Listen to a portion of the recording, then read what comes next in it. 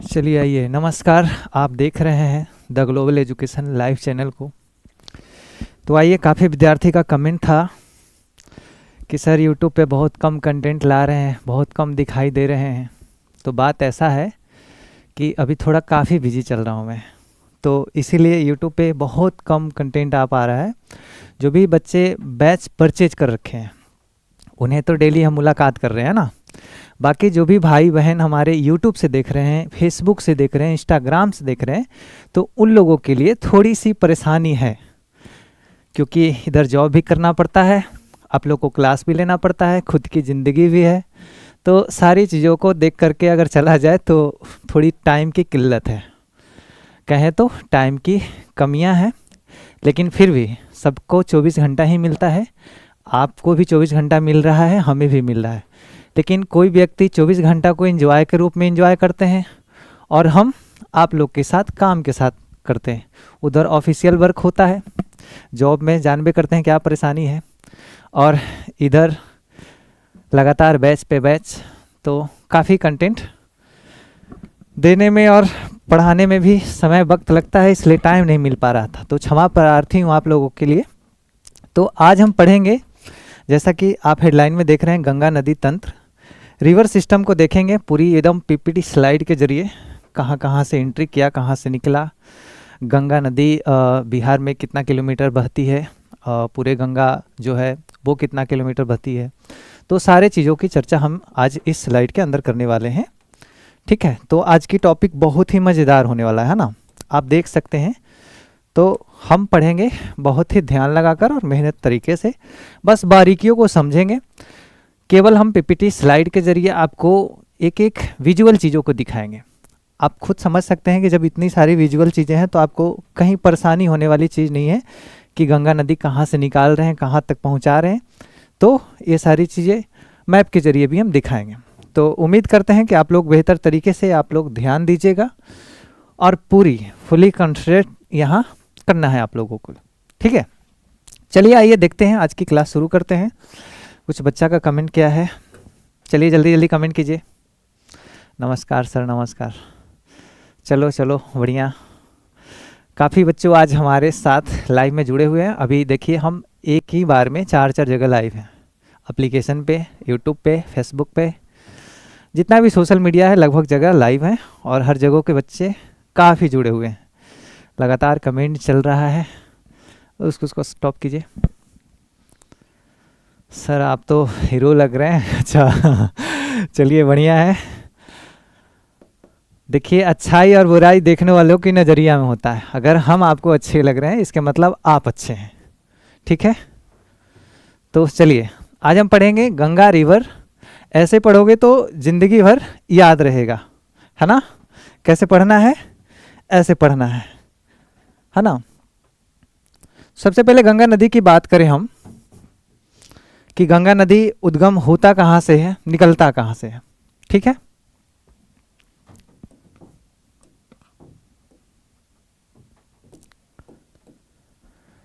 ये गंगोत्री है, क्या है मेरे प्यारे भाई, गंगोत्री है। और ये केदारनाथ है, ये केदारनाथ है ना।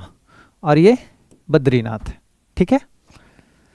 जहाँ जहाँ झंडे का निशान लगा रहा हूँ यहाँ पे केदारनाथ और बद्रीनाथ जो है वो मंदिर है, इसलिए झंडे का प्रयोग किया हमने, ठीक है।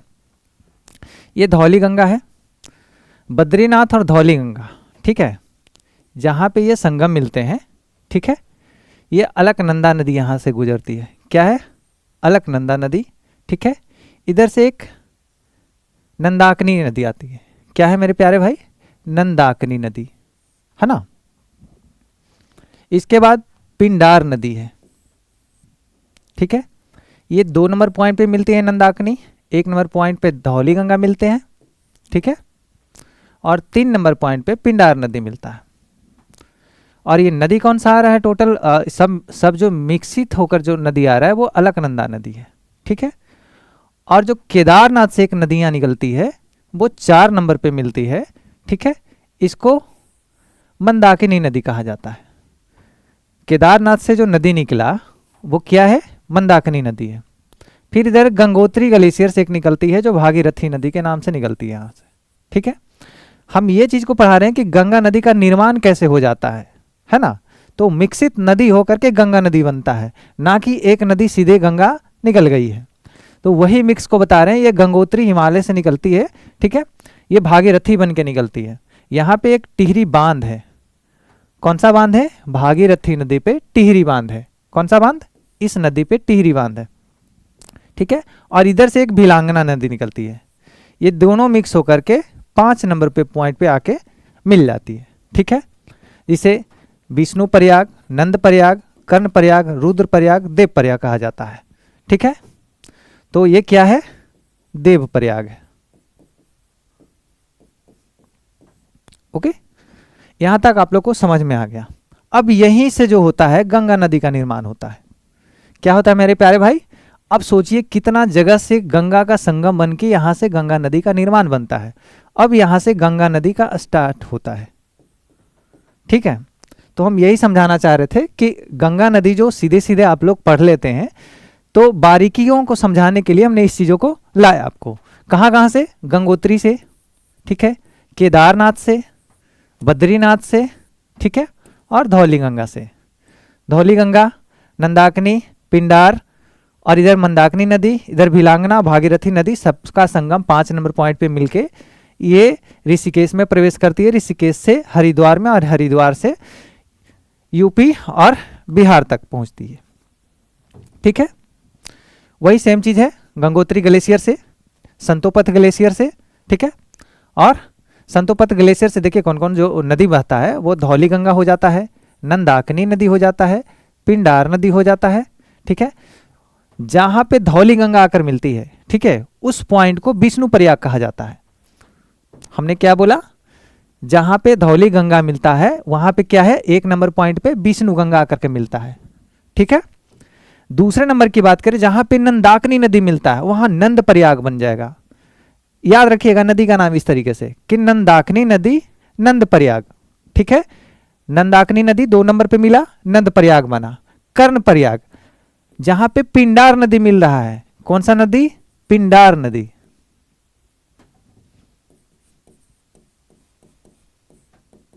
वहां पे कर्ण प्रयाग मिल रहा है। जहां पे 4 नदी मंदाकिनी नदी आकर मिल रहा है, मंदाकिनी, ठीक है, वो रुद्र प्रयाग में आकर मिलता है। और देव प्रयाग में आकर कहा मिलता है मेरे प्यारे भाई? सारे संगम जहां पे 5 नंबर आके भागीरथी भी, भिलांगना भी, और इधर से मंदाकिनी नदी, अलकनंदा नदी, सारे मिक्स होकर के मिलते हैं जहां 5 नंबर पॉइंट पे, वहां पे देव प्रयाग कहते हैं।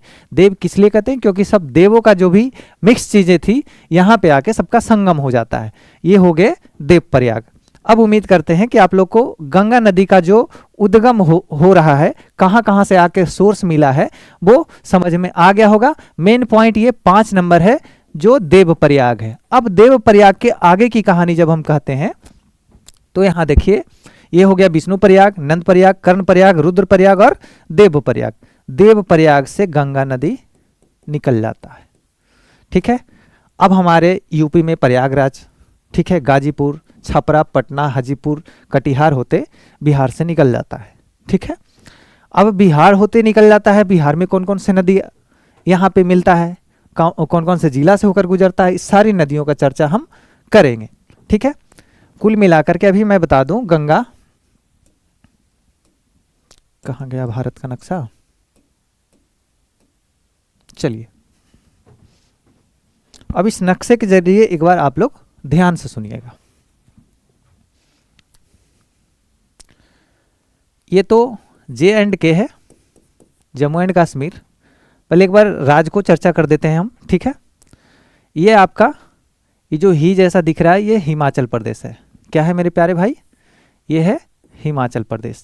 ठीक है, ये पंजाब हो गया, ये हरियाणा हो गया, ये राजस्थान हो गया, ये गुजरात हो गया, ये महाराष्ट्र हो गया, ये गोवा जैसा दिख रहा है ना, ये गोवा है। क्या है? ये गोवा है। ये करेला जैसा दिख रहा है, ये केरल है। ओके, ये कर्नाटक है। चलो शॉर्ट नाम ही लिख देते हैं, कैसे? कर्नाटक। ठीक है, ये तमिलनाडु है। ठीक है, ये आंध्र प्रदेश है, एपी जिसको बोलते हैं, ठीक है। ये तेलंगाना है, ओके, यहाँ तक आंध्र प्रदेश चलेगा। और जस्ट इसके जो नीचे देखते हैं, ये श्रीलंका जो देश है वो श्रीलंका देश है ना। इसके ऊपर की बात करें तो ये उड़ीसा है। क्या है मेरे प्यारे भाई? उड़ीसा है। इधर छत्तीसगढ़ है, इधर छत्तीसगढ़ है। बीच की बात करें तो ये मध्य प्रदेश है।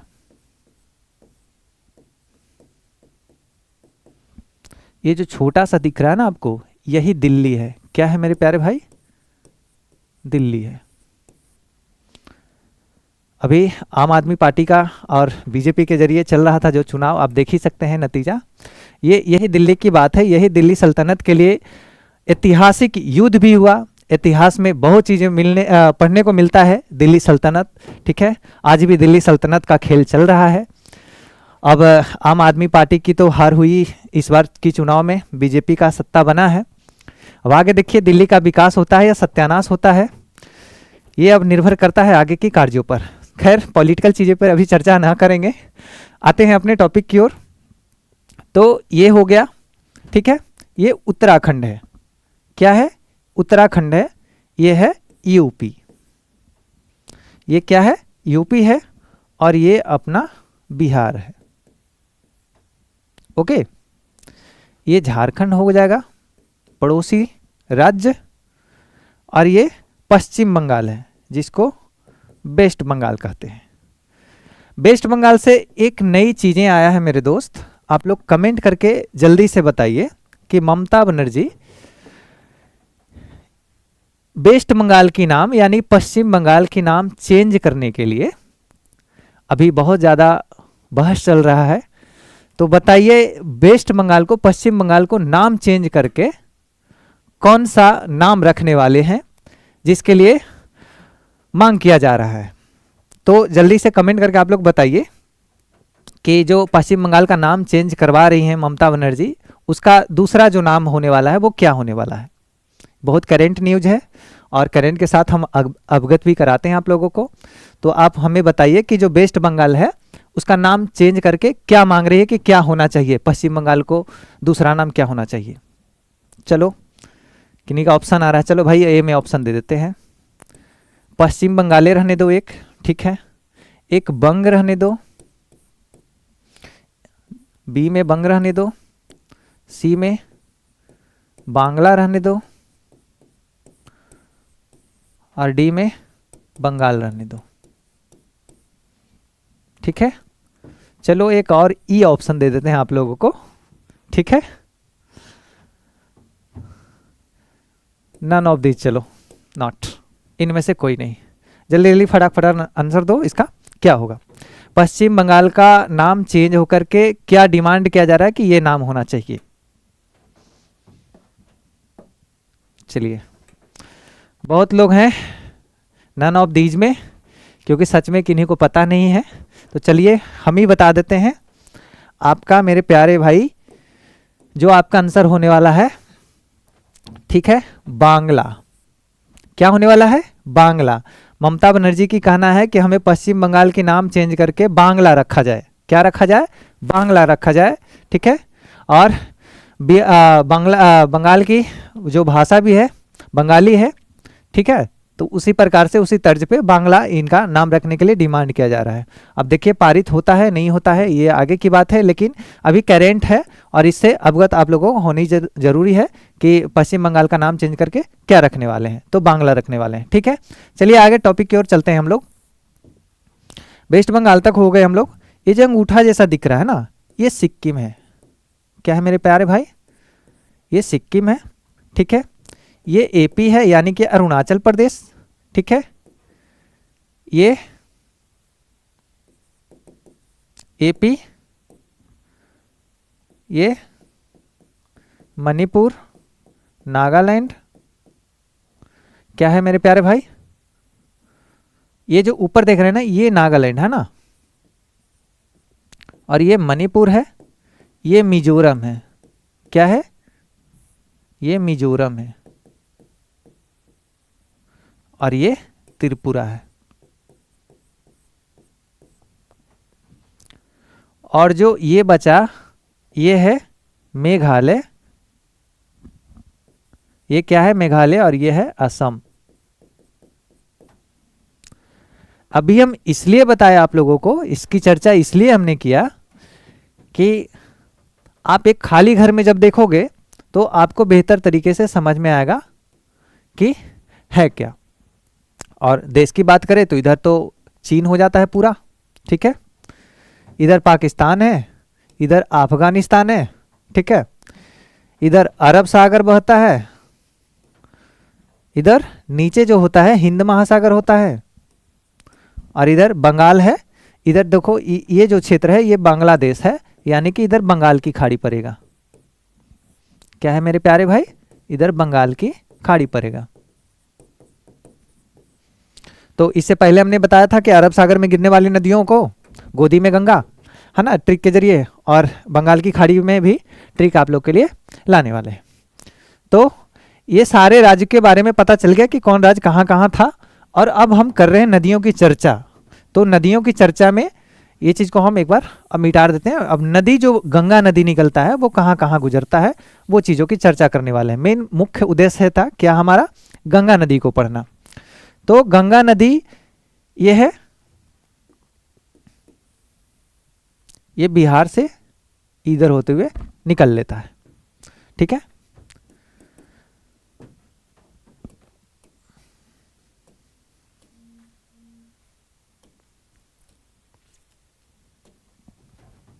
स्लाइड कहाँ चला गया एक।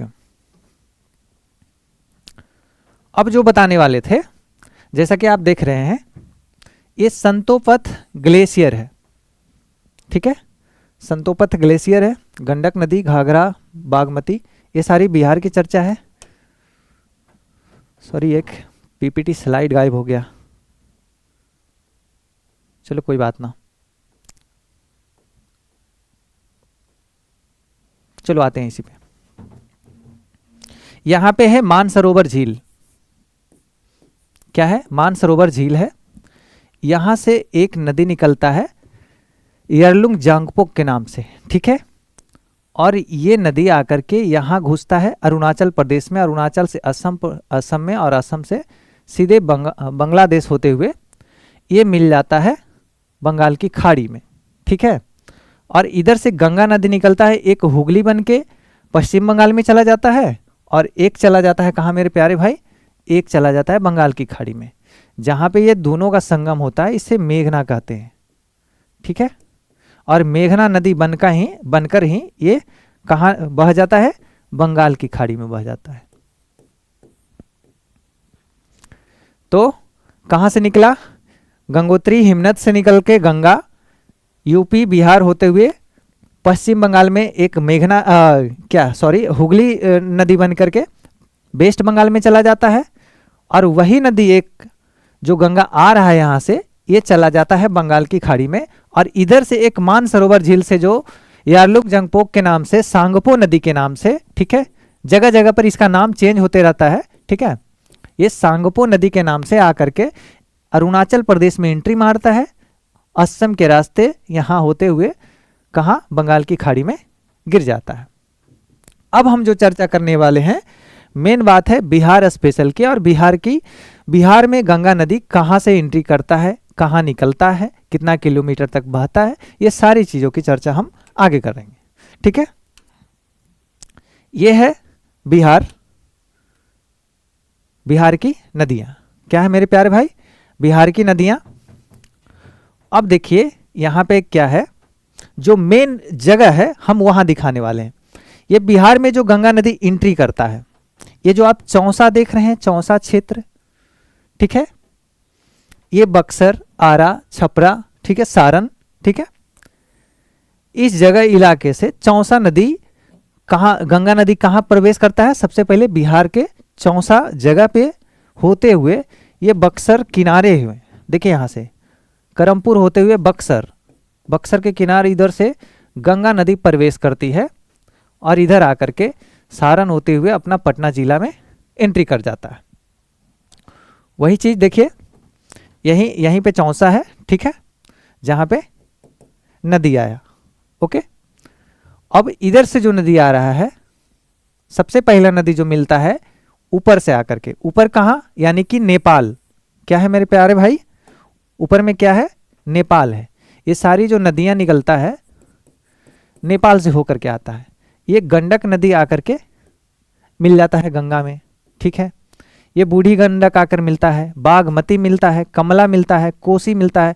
कमला और कोसी का संगम बीच रास्ता में कहीं होता है, ठीक है।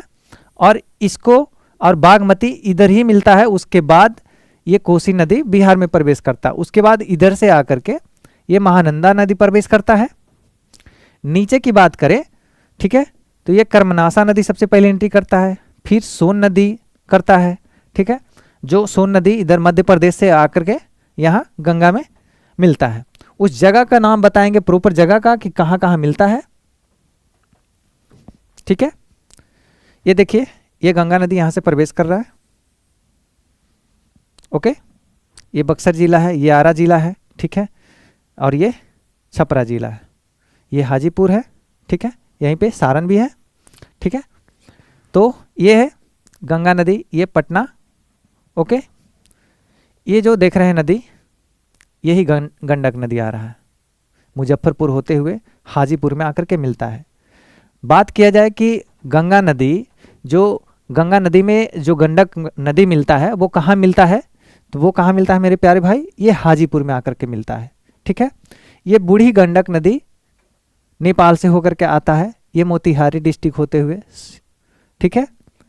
ये बागमती नदी है, ये समस्तीपुर के और बेगूसराय के समीप में ये मिलता है, ठीक है। फिर ये नदी आकर के यहाँ मिलता है और कोसी आकर के यहाँ मिलता है, और ये दोनों मिल करके, ठीक है, यहाँ मिलता है। नीचे से इधर पुनपुन नदी भी आकर के इसमें मिलता है, इधर से फल्गु नदी मिलता है और यहाँ पे एंट्री कर जाता है। तो बिहार की बात करें तो बिहार में गंगा कुल मिलाकर के जो किलोमीटर में कितना बहती है, तो वो 445 किलोमीटर पूरे बिहार में बहती है। यहाँ से अगर किया जाए, ठीक है, तो ये टोटल कितना है, 445 किलोमीटर। कुल गंगा की लंबाई कहें तो वो 2525 किलोमीटर है। कितना है मेरे प्यारे भाई, 2525 किलोमीटर, 2525 किलोमीटर जहां से गंगा निकलता है, जहां तक अंत होता है, टोटल कितना बहता है, 2525 किलोमीटर। अगर बिहार की बात करें तो 445 किलोमीटर बहता है। अब बात करें कि बिहार के कितने जिलों से होकर के बहते, है ना, कि बिहार में सर कितने जिलों से होकर के गुजरती है गंगा नदी, तो वो बिहार में 12 जिलों से होकर के गुजरती है। तमाम फैक्ट को देखेंगे हम कि गंगा नदी बिहार के भोजपुर, कहाँ, बिहार के भोजपुर और सारण जिले की सीमा पर बने चौसा, क्या है, अभी हमने बताया, चौसा जगह भी दिखाया आप लोगों को कि चौसा गांव में प्रवेश करती है, ठीक है। बिहार के 12 जिलों से होकर, कितने जिलों से होकर के, 12 जिलों से होकर गुजरता है। जो 12 जिला कौन कौन है, वो बक्सर है, ठीक है, भोजपुर है, सारण है, पटना है, वैशाली है, समस्तीपुर है, बेगूसराय है, मुंगेर है, खगड़िया है, कटिहार है, भागलपुर है और लखीसराय है। कितना है मेरे प्यारे भाई, तो ये बक्सर से जो बताया कि यहीं से एंट्री करता है, बिहार के भोजपुर और बक्सर के बगल से ही, ठीक है। तो बक्सर, भोजपुर, सारण, ठीक है, पटना, 5 नंबर में वैशाली, 6 नंबर में समस्तीपुर, 7 नंबर में बेगूसराय, 8 नंबर में मुंगेर, 9 नंबर में खगड़िया, 10 नंबर में कटिहार, 11 नंबर में भागलपुर और, ठीक है, और 12 नंबर में क्या हो गया, लखीसराय। ये नंबरिंग सीरियल नहीं है, क्योंकि कहाँ से, कटिहार से ये आउट हो जाता है गंगा नदी, उधर फिर थोड़ा सा झारखंड से लगता है साहेबगंज तरफ, और फिर उसके बाद पश्चिम बंगाल में एंट्री कर जाता है, और पश्चिम बंगाल से वो एक हुगली बन जाता है, एक गंगा में जाकर के इधर से जो ब्रह्मपुत्र नदी आता है वो दोनों मिक्स हो जाता है और ये मेघना नाम से बह जाता है, बंगाल की खाड़ी में गिर जाता है और इसकी समापन हो जाता है समुद्र में, ठीक है। कुछ और फैक्ट की बात करें कि गंगा नदी भारत की सबसे लंबी नदी है, जिसकी लंबाई हमने बताया कि 2525 किलोमीटर है। कितना है मेरे प्यारे भाई? 2525 किलोमीटर है। ठीक है, यह उत्तराखंड के गंगोत्री, कौन सा? गंगोत्री हिमनद, जो हमने पंच प्रयाग के नाम से बताया। ठीक है, देव प्रयाग, कर्ण प्रयाग, रुद्र प्रयाग। ठीक है, सारे प्रयाग के बारे में हम चर्चा किए कि निकलकर कहाँ से? उत्तर प्रदेश, बिहार, पश्चिम बंगाल, ठीक है, और बांग्लादेश होते हुए बंगाल की खाड़ी में गिर जाता है, जो कि हमने एक डायग्राम के जरिए हमने चीज़ों को बताया कि यहाँ से यहाँ होकर के मेघना बन के बंगाल की खाड़ी में गिर जाती है। बिहार में अगर गंगा नदी की लंबाई की बात करें तो वो 445, क्या बताया था हमने? 445, अपने यहाँ देखा भी होगा, 445 किलोमीटर और 2525 किलोमीटर कुल नदी बहता है। ठीक है, उसके बाद क्या है? लंबा सफ़र तय करता है, वही सफ़र तय करता है या बहती है। गंगा नदी की अगर बात करें तो ये जो प्रवृत्ति का है ना, ये घुमावदार प्रवृत्ति का है। अब बताएं कि घुमावदार प्रवृत्ति कैसे होता है सर? तो आप बताओ, गंगा नदी सीधे सीधे ऐसे एंट्री कर जाता है स्ट्रेट लाइन में? नहीं, गंगा नदी का जो बहाव है इस तरीके से है, कहीं कहीं इस तरीके से होकर के और ऐसे ऐसे बहती है। तो आप बताओ घुमावदार तरीका है या नहीं है? अगर स्ट्रेट होता तो हम स्ट्रेट तरीके बताते, ठीक है, स्ट्रेट लाइन, लेकिन ये घुमावदार प्रवृत्ति का है। तो अगर प्रवृत्ति पूछा जाए कि गंगा नदी का प्रवृत्ति कैसा है, तो हम क्या जवाब देंगे? वो घुमाव प्रवृत्ति का है, घुमावदार प्रवृत्ति का है। ठीक है, और इसी के वजह से जो होता है ना, तट का कटाव होता है। अब बताओ, अब जब सीधे सीधे जो चीज़ आएगा उसमें ज़्यादा तट का कटाव बनेगा, लेकिन अगर मान ली इधर से पूरी फोर्स पानी का आ रहा है, क्या आ रहा है मेरे भाई? इधर से पूरी फोर्स पानी का आ रहा है, जब यहाँ पे टक्कर मारेगा तो ये इसको काटेगा ही, और अगला बार काट के ही सीधे कर देगा यहाँ से, और सीधे करने का बजाय फिर जब यहाँ पे रोक लग गया इसका, फिर यहाँ भी कटाव करेगा। अब यहाँ कटाव करेगा तो पहले यहाँ लाइन था, अब थोड़ा कटाव करेगा तो यहाँ से लाइन बन जाएगा, और यही कारण है। और जब इधर से कटाव करेगा तो इधर तो एरिया बच जाएगा, तो इधर भर जाएगा। यही कारण है कि थोड़ा आगे बढ़ते चला जाता है गंगा नदी। और कोसी का भी यही प्रवृत्ति है कि बिहार का कोसी को क्या कहा जाता है? शोक नदी कहा जाता है। क्या कहा जाता है मेरे प्यारे भाई? बिहार को शोक नदी कहा जाता है। किसको? कोसी नदी को। गंगा नदी के किनारे बसे जो क्षेत्र हैं, गाँव में हर साल बाढ़ आती है। तो बाढ़ वाली जो जगह है, हमने बताया कि कोसी नदी में ही अधिकतर बार बाढ़ आती है, और बहुत भयानक बाढ़ आती है। उसके लिए बहुत सारा नेता पैसा उठाते हैं हर साल, और उठाने के बाद ना उसका कोई काम हो पाता है और ना उसकी रख रखाव किया जाता है कि किस तरीके से पानी को रोका जा सके, किस तरीके से छोड़ा जा सके। ये केवल लिखा पढ़ी का काम बन जाता है, नेताओं को वोट बैंक बन जाता है हर साल के लिए। उस समय चूड़ा मीठा बांट देते हैं और लोगों को खुश कर देते हैं तत्काल सेवा दे करके। लेकिन परमानेंट सेवा की बात किया जाए तो हर साल फंड निकलता है, हर साल सबके जेब भर जाते हैं और काम वहीं रुक जाता है। तो कैसा लगा आज की सेशन? आप लोग कमेंट के जरिए जवाब दें, और ऐसे टॉपिक फिर से हम नेक्स्ट क्लास में लेकर के आएंगे। और थोड़ी क्षमा प्रार्थी हूँ आप लोगों से कि हम समय समय पे नहीं आ पा रहे हैं, क्योंकि काफ़ी ज़्यादा बिजी रह रहे हैं। तो यूट्यूब पर कंटेंट नहीं आ पा रहा है, बाकी एप्लीकेशन बैच पे सारा चल रहा है। तो इसके लिए निवेदन है, क्षमा है। और आप लोग इसी प्रकार से जो भी टॉपिक डालते हैं, एक बार टॉपिक पे ज़रूर विजिट करें और चीज़ों को देखें, क्या छूटा, क्या नया है, क्या बताया गया है, सारी चीज़ों को एब्जॉर्व करें। जो चीज़ छूटा है वो चीज़ हमें भी कमेंट करके बताएं, ताकि हम भी आप लोगों से कुछ सीख पाएँ, और जो हमारे पास गुणवत्ता है वो हम आपको दे पाएँ। ठीक है, तो उम्मीद करते हैं कि आप अपने और अपने परिवार का ख्याल रख रहे होंगे, खुद का ख्याल रख रहे होंगे, और इसी तरीक़ा से निरंतर पढ़ाई करते रहें। तब तक मिलेंगे हम नेक्स्ट टॉपिक में। फ़िलहाल के लिए जय हिंद, थैंक यू।